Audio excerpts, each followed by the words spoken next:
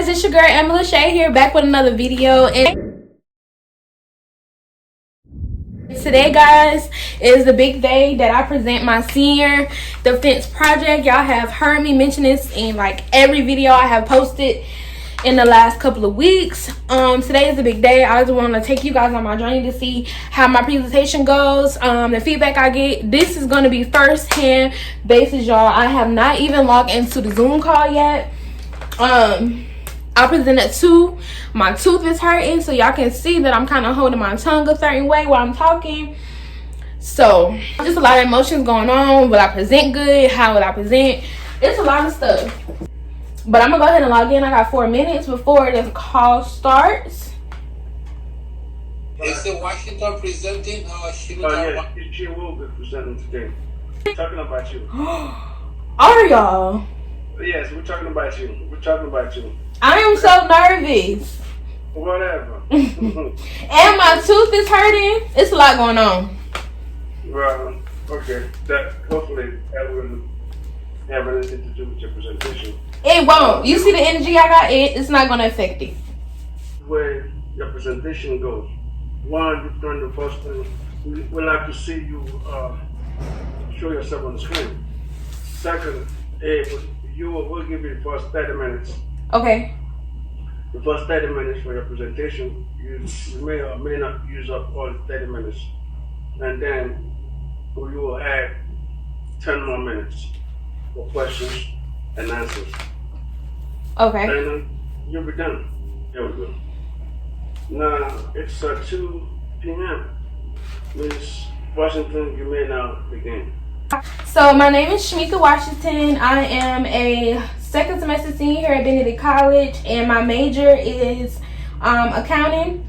Today I will be presenting my senior defense to you guys, and I hope you guys enjoy my idea. So for career development, my objective from my resume, I am a current honor senior here at Benedict College. My accounting is my major, and I'm looking to advance my knowledge and skill in the business industry. A title / position I had in the past, I used to work at Sonic Drive-In. I was a shift leader, I was a manager over shifts, and I also was in charge of closing out different money transactions at the end of the night. From that job, I learned how to basically manage a building, and I also learned how to input different money calculations to make into the system so that it can be accounted for that day. I worked at the Benedict Development Center / Benedict Allen CDC Center, and I also worked at the Benedict College bookstore. Some skills / duties: I organized paperwork. I learned to operate / function in an office setting. I also learned great networking skills, and I also learned how service learning. I have a few different things I did as far as service learning, but I only put down the COVID-19 scheduling center because that's where most of my hours came from. And basically with that, I had the responsibility to schedule appointments, give good customer service over the phone. I got more in-depth usage of the Excel sheet because that's how we was scheduling the appointments. And for my overall experience, I would say it was amazing. I got the chance to give service to different individuals, and in total, I earned 142 hours of service learning. Specific projects in my major. This was an accounting project in which I worked alongside with a partner, and we basically had to prepare different financial sheets, balance statements. It's my case study in my major. We did a housing development case for quantitative methods, and in this case study I had to compute different numbers to figure out if the housing apartment was basically gaining money or losing money in the annual cash flow. And again, this was on Excel as well. And so now we get into the fun part, which is my business plan. And I'm gonna name my salon Spiritual Hands. So in my executive summary, I put down that the salon is here to service every person, a family felt atmosphere gentlemen, this staff, and would enjoy the wide range of services in one salon. So basically that means I am here to service both female and male, and of course kids, in a variety of ways. And with the salon, we are pushing for hair and barbering as one. Description of my business: Spiritual Hands is a salon that offering hairstyling, barbering in one salon. I'm looking to give customers a one-stop shop so they can come in as a family and get the females can get their hair get different hairstyles, and males can come in and get barber services, and also kids as well. My target customers will range from kids, young teens, family, and as well as travelers, both male and females. And then I will offer a diversity when it comes to stylists and barbers. We feel there should be, what that means is I'm pushing to have stylists cut hair as well and barbers to style hair. So basically diversity. There isn't one person that can just do one thing in the salon. Vision: Spiritual Hands is the uprightness, unity, gratification, alteration. Spiritual Hands will be a franchise and nationally recognized. That is something I will be pushing, because I feel like with this vision, it should not be a stationary thing. It should be known all across the world, because what salon will be offering barbering and hairstyling in one shop is to eventually open numerous salons across the world, to transpire as the first establishment to offer immunity in one fixture as a hair and barber shop, to possess numerous salons, which will help bring employment quarterly. So we can bring different employment. I was a cosmetology student in high school, and I was very afraid to work in a salon upon graduating high school. So I feel like this salon will be family oriented, so kids that's graduating and then ones that's kind of scared to work in the salon will be willing to do it and feel humble to do it, because this salon will be a family felt salon. So I put Spiritual Hands anticipate query both male and female alongside children 5 and up, young adults 12 to 16, and adults ages from 18 and up. Some services I will offer as far as the hairstylist, I put down braids, sleek ponytails, and many more other styles. And as far as the barbershop side, I put the adults grooming, fez, dreads, tape up, etc.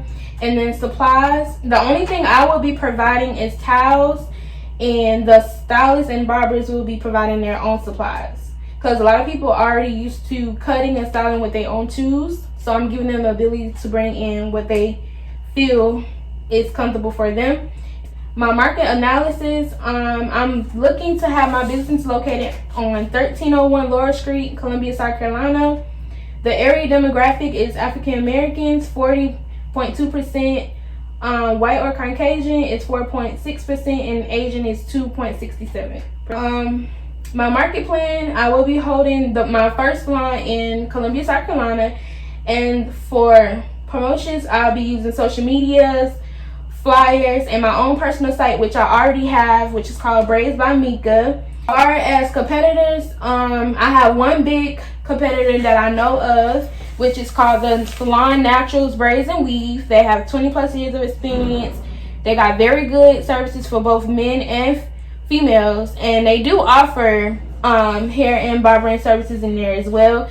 Far as operation and management, I will be the owner of this salon. I will be the only one hiring stylists and barbers, and there won't be any other regular paid management such as styling and barbers. So they will all be self-employed.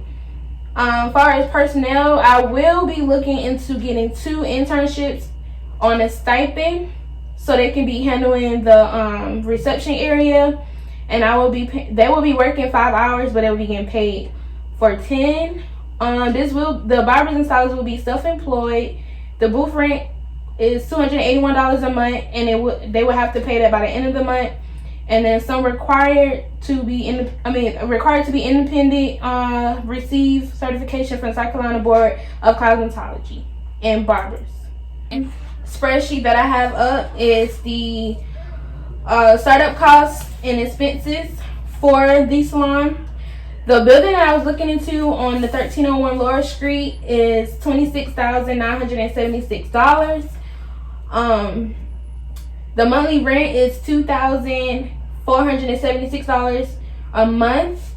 Far as equipment, such as the sinks, the mirrors, the stations, all of that. So we're moving on to the balance sheet.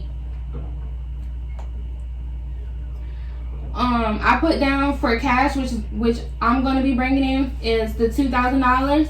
The accounts receivable is including the booth rent, how much I'm going to be making off services, and the payroll. I'm only going to be including 2 internships. Like I said in the PowerPoint, on that stipend, they'll be working 5 hours a week, but we'll be paying them 10 hours for the internship, and they'll be basically handling the reception area at this line. So they'll be ensuring that they're scheduling appointments, the stylists and barbers are okay, and if someone comes in, let's say a walk-in, they'll be trying to get them situated far as the stylist and barber goes. In my cash flow, I showed how much we'll be making for each service, starting at the beginning of the year in May, because I'm hoping and pushing that this starts in May, all the way up until the next following year. This is ranging from different services we offering both from the stylist and barbershop side, so it's not limited to just one thing. And of course, down here I have the payroll included as well. Go to the break-even analysis sheet. It's showing how much I would make far as the gross margin, so how much I will be intaking each year, at the end of the year, and then how much my total sales would be for the end of the year as well. Right here, my total fixed expenses, this be including for the whole year as well. As far as the payroll, operating expenses, they're all listed here to show how much money I should be bringing in to reach that break-even point far as the year go. And then lastly, the monthly break-even amount. This is how much I should make within those months to reach my target goal, which is this number here for the yearly break-even amount. So lastly, we will look at the 3-year financial projection. Let me scroll up to the top, and on the left-hand side, I put some of the services that was offered in the income statement, and I show how much each month, from May all the way till the end of the year, how much it will grow if I continue to offer those specific services. These are not limited to all the services I offer, but I just mainly targeted these ones in the income statement, so I went ahead and put them again on the 3-year expenses. And it just shows if I continue to just do these services alone, this is how much I will make in the first 3 years of me having my business. Washington. Yes, sir. Are you done? Yes, I am. Maybe I may have not. Did you present your break-even analysis? Huh? Did you present your break-even? I saw. Okay, remember. Okay. Yes. You went over your break-even analysis, I guess. I did. Okay. Well, we now you spent 21 minutes of your time, so you got 9 minutes left from your presentation, and I'm going to add your 10 minutes, so you have that many minutes to answer questions. Okay. First, when you opened up, you said, "Oh, I'm nervous." Well, nervousness is a nature, it's part of nature. Mm-hmm. That didn't affect you at all. You spoke well. Thank you. You spoke well. So I'm going to let my colleagues ask questions, and I'll come back on later. Okay. Colleagues. Hello, Ms. Washington. This is Professor Miller. I do appreciate your presentation that you provided to us today. Since you're on the break-even, the break-even statement here, I just want to ask a question because I'm just going to take you to 2 numbers. if you look at the monthly break-even amount that you identified, what amount is that? Well, I want you to look at it. Then I want you to look at the number above it, which is your yearly break-even amount. Do you see anything wrong with those two numbers? They're dramatically different. Dramatically different.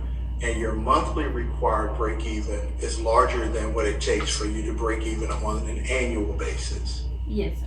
Your monthly should always be less than what it takes you to break even on your annual, because your annual number or yearly number is taking in consideration your different monthly numbers to calculate up to your yearly number. So you have actually, your monthly is almost twice the number of your yearly break-even number. And I think what happened with that was when I transferred over, they switched places, because I was having problems moving them from that other sheet I was using, and I didn't even see that until now. So I think that what happened. Okay. And I have just another question. I want you to go to your startup for me. Okay. Your startup statement. And with your startup statement, if you will scroll down until you tell me the total amount right there on line 30, your total amount, total required funds is $37,559.44 for you to open this business. So now I want you to scroll down to where you show us your sources of funds. Oh, I am so sorry, Ms. Mills is making a note.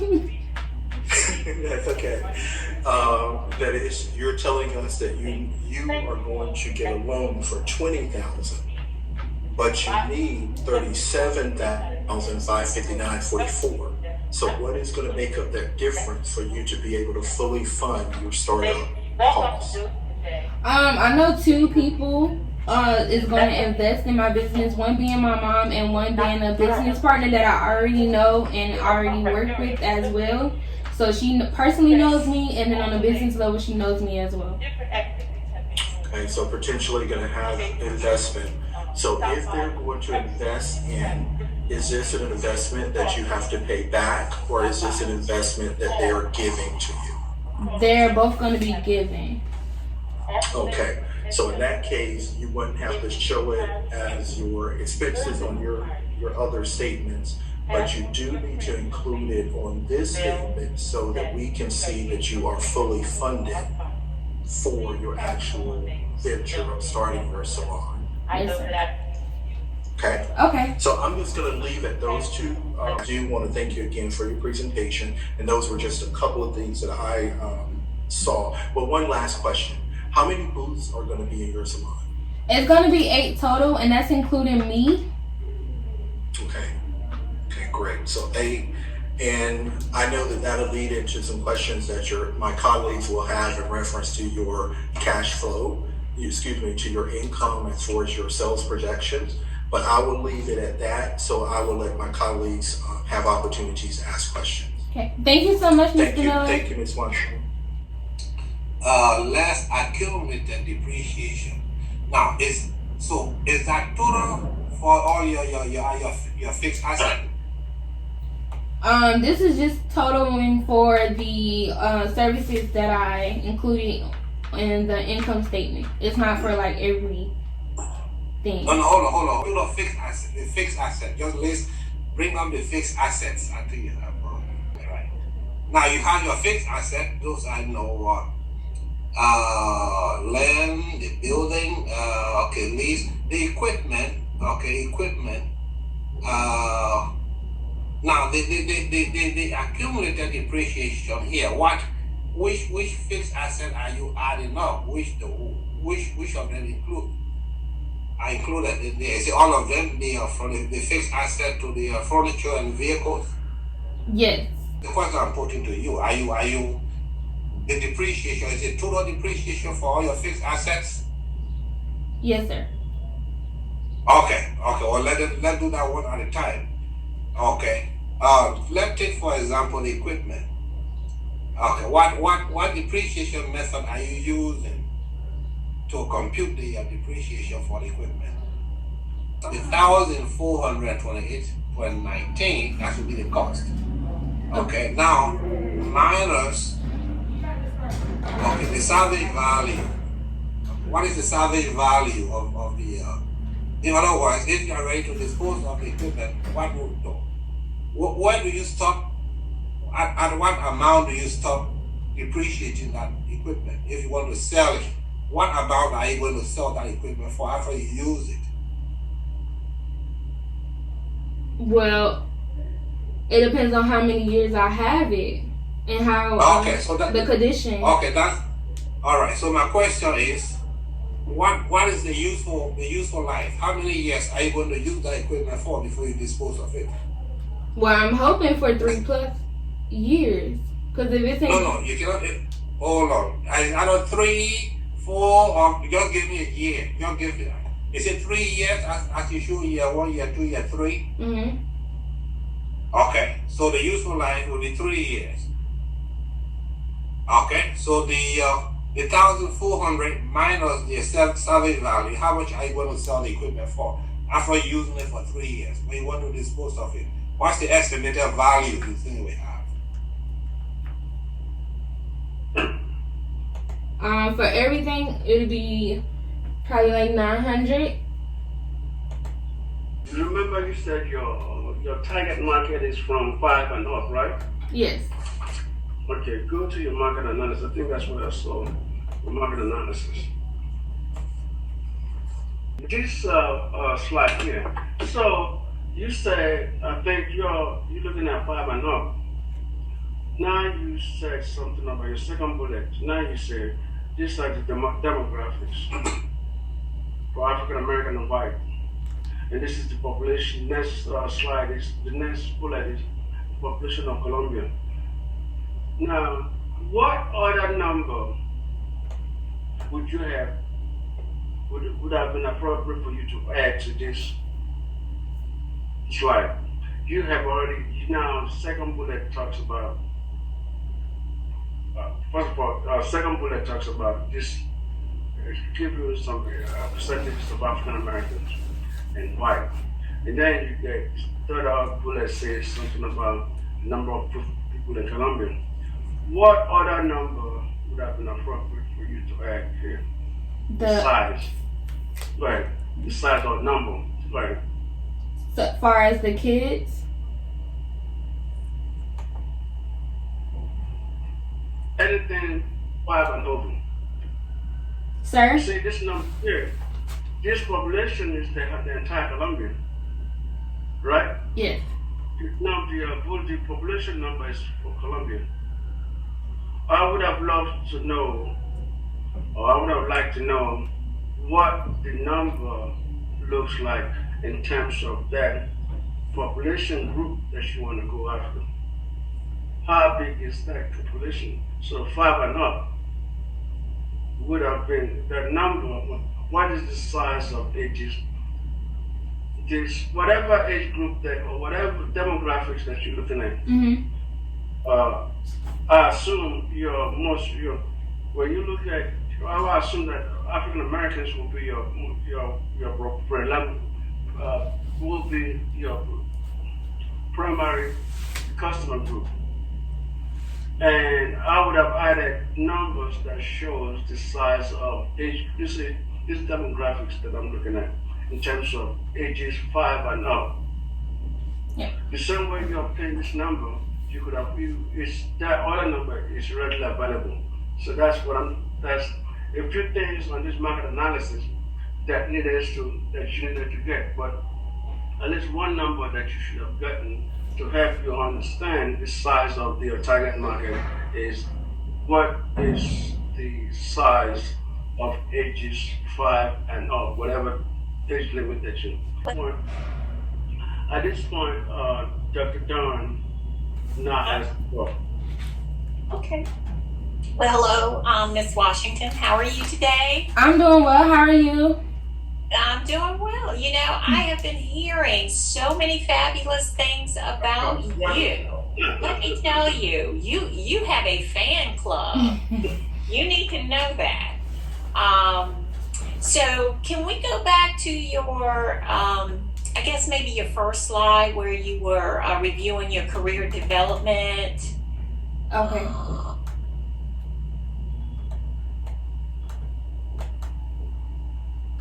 Okay.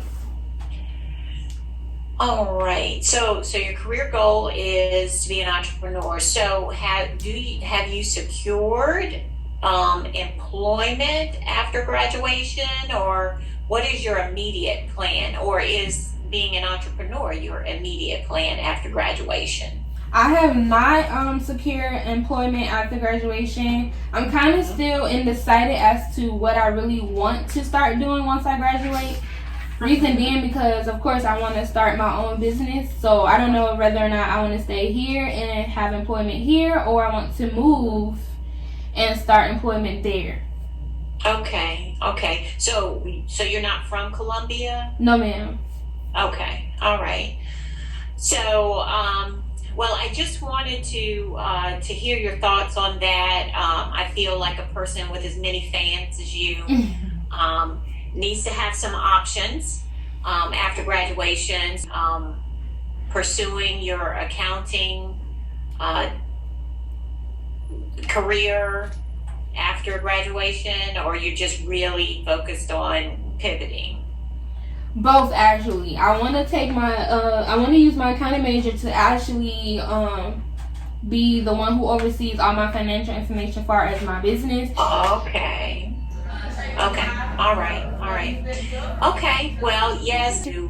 Thank you for sharing your senior project with us today and giving us the opportunity to ask questions and better understand what your plans are. So we appreciate your time today. You can expect to hear from Dr. Nkocha within the next week or so to let you know Okay. what the overall evaluation was from the faculty panel Okay. and whether there are any additional requirements, okay? Yes, ma'am.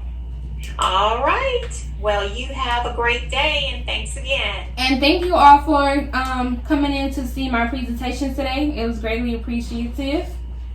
One quick humor. Dr. Don, you asked is she from Colombia? I know this young lady very well. She's had me for more than one class. She's from, she didn't tell you, she's from something South Carolina. Oh, so you're from, you are a South Carolinian. I am. Just not from Columbia. Just not from Columbia. Okay. I pick on her all the time about something. He definitely do. Well, I'm going to defend you because I have. Thank you, Dr. Dunn. See, Dr. Dunn on my side. Yes, absolutely. I have roots in Dalzell, and so I'm. Oh, you close. Oh, that's what I'm saying. So see, they're Dr. Innocent. So you talk about me, you talking about her. That's right. That's right, Dr. Nkocha. All right, please. I'm from Sumter too. I'm from Sumter. Ooh, that's 3 to your 1. That's 3 to your 1. So you gotta leave me alone now. You gotta leave me alone. Your colleagues are from there. You gotta leave me alone. I'm an honorary citizen from Sumter. Yes, you are. So you very outnumbered right now. Okay, you're right. I guess she's one of my. Congratulations, Shamika. Right. Thanks, Dr. O. Oh my gosh. Look at you. Thank you for taking the time to present your senior defense. We enjoyed it. I enjoyed it. And you have a blessed day. And you all too. You may not exit. All right. Y'all have a good day. You too. Mm-hmm.